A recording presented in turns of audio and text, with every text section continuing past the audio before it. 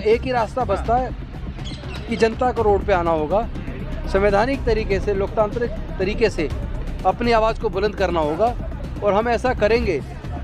इसी के लिए हम रात दिन पूरे देश में जाके लगे हैं कि पूरे देश के लोगों को एकजुट करके इसको जन आंदोलन बना दें, ताकि हम देश के प्रजातंत्र को बचा पाएँ, ताकि इस ईवीएम को हटा पाएँ और बैलेट पेपर को वापस ला आपका पाएँ। कहना ये है कि जो चंद्रचूड़ साहब की बेंच फैसला नहीं कर पाई, अब वो जनता फैसला करेगी, यानी कि आपने पूरा मामला चंद्रचूड़ जी को ठेकरे में डाल दिया। जस्टिस चंद्रचूड़ जी को भी जनता की मदद की ज़रूरत है, हाँ।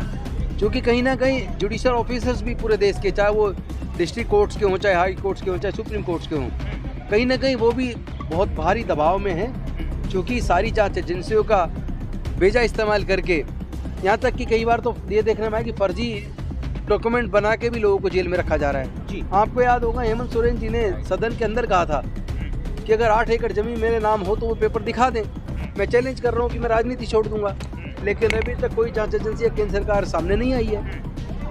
लेकिन सर, जिन पार्टियों के सांसद बनेंगे, विधायक बनेंगे, क्या वो पार्टी आपके समर्थन में है, आपके साथ है? देखिए, हम पूरी कोशिश में हैं कि इसको जन आंदोलन बनाएं और देश की जनता के साथ साथ राजनीतिक पार्टियां भी इस मुद्दे पर रोड पे आएँ, और मुझे पूरा विश्वास है कि आने वाले 10 दिन के अंदर राजनीतिक पार्टियां भी इस मुद्दे पर साथ में आके रोड पे लड़ाई को लड़ेंगी। देहात में जो वोटर होते हैं, गांव में, क्या आप वहां जा रहे हैं? कैसे पकड़ बनाओगे इस हम वोटर पूरे की? देश के अंदर जा रहे हैं। अभी आने वाली 17 तारीख को नागपुर के इंदौरा में बहुत बड़ी सभा है, 18 तारीख को पुणे के अंदर है, 24 तारीख को जयपुर के अंदर है। तो अलग अलग राज्यों में अलग अलग जगह पूरे देश में लोग लगे हुए हैं। 4 तारीख को भी लखनऊ में थे हम लोग, लगा 28 तारीख को हम लोग राजकोट में, गुजरात में थे। तो पूरे देश में ईवीएम हटाने के लिए और देश के लोकतंत्र को बचाने के लिए, बैलेट पेपर वापस लाने के लिए, देश के संविधान को बचाने के लिए लोग सड़कों पर आ रहे हैं। लेकिन सरकार भी ईवीएम लेकर जा रही है गांव-गांव में। तो सरकार, देखिए, चोर की दाढ़ी में तिनका, सरकार ईवीएम लेके जा रही है, लेकिन ईवीएम क्या अंदर कौन उसमें सॉफ्टवेयर डाल रहा है, क्या उसके अंदर मैनिपुलेशन चल रहा है, क्या प्रोग्रामिंग कर रही है, कौन कर रहा है, उसका सोर्स कोड किसके पास, आम जनता को क्या पता। लेकिन प्रचार चल रहा है कि मोदी की गारंटी चल रही है देश में। मोदी की गारंटी अगर देश का इलेक्शन कमीशन देगा, अगर ईवीएम बनाने वाली मशीन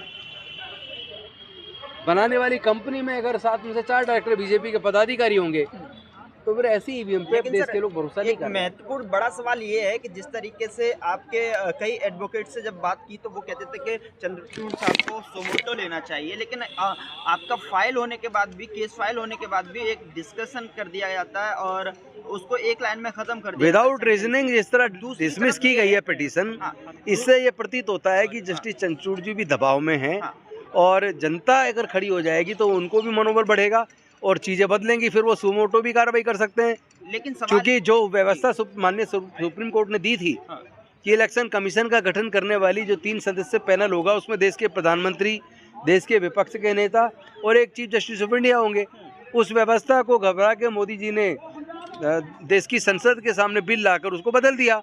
अब उस पैनल के अंदर 3 लोगों में 2 लोग केंद्र सरकार के, देश के प्रधानमंत्री हैं, कानून मंत्री हैं, और तीसरे सदस्य विपक्ष के नेता हैं। वो अल्पमत में है, बहुमत में बीजेपी हो गई। तो बीजेपी जिसको चाहेगी उसको चीफ इलेक्शन कमिश्नर और 2 इलेक्शन कमिश्नर बना देगी।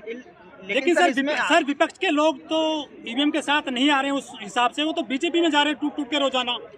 मैंने पहले ही आपको बताया कि केंद्र की सरकार सारी जांच एजेंसियों का गलत इस्तेमाल, दुरुपयोग करके विपक्ष को कुचलने में लग रही है, विपक्ष के लोगों को जेल में डालने में लगी है, विपक्षी पार्टियों को तोड़ने में लगी है, उनके विधायकों को खरीदने में लगी है।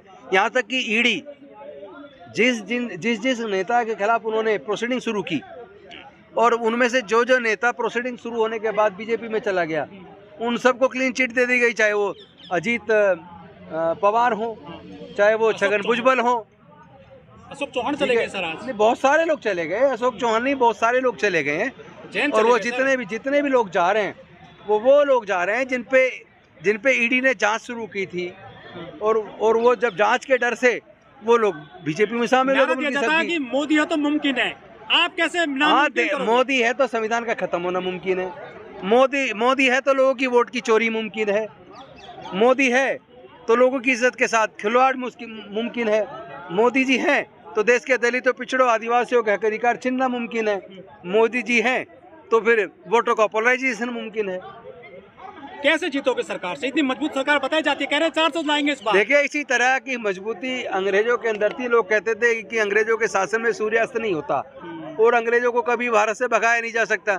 लेकिन जब देश के लोग खड़े हो गए तो अंग्रेज गए। लेकिन तो जब देश के लोग खड़े हो जाएंगे तो मोदी जी भी चले जाएंगे। आपको ज्यादा चिंता करने की कोर्ट से भी जरूरत नहीं है। निराशा हाथ लगी, आप तो कैसे जीतोगे? हम निराश नहीं है, हम तो जानते थे कि ये दबाव कोर्ट के ऊपर भी है, इसलिए हम इसको जन आंदोलन बना रहे ताकि जब जनता खड़ी हो जाएगी तो देश के जजेस को भी मनोबल बढ़ेगा और मुझे लगता है उसके बाद न्याय लोगों को मिलना शुरू हो जाएगा। आखिर सवाल इसमें ये भी है कि आप पीएमओ घेरने का जो है आह्वान कर चुके हैं और जो है राष्ट्रपति जी को ज्ञापन दिया, उसका क्या निष्कर्ष निकला? और इससे अब जो 25 तारीख की आपकी कॉल है उससे क्या निष्कर्ष निकलने की उम्मीद है? देखिए, ये सारी जो कोशिशें हमारी चल रही हैं वो देश के प्रजातंत्र को, लोकतंत्र को बचाने की, ईवीएम हटाकर बैलेट पेपर वापस लाने की इसलिए चल रही है ताकि जनता को अगर ये पता लग जाए उनकी वोट की चोरी हो रही है और देश की पूरी जनता, अगर करोड़ों लोग अगर सड़क पे आ जाएं, मुझे नहीं लगता फिर कोई भी जांच एजेंसी वो इस बीजेपी के इशारे पे काम करेगी।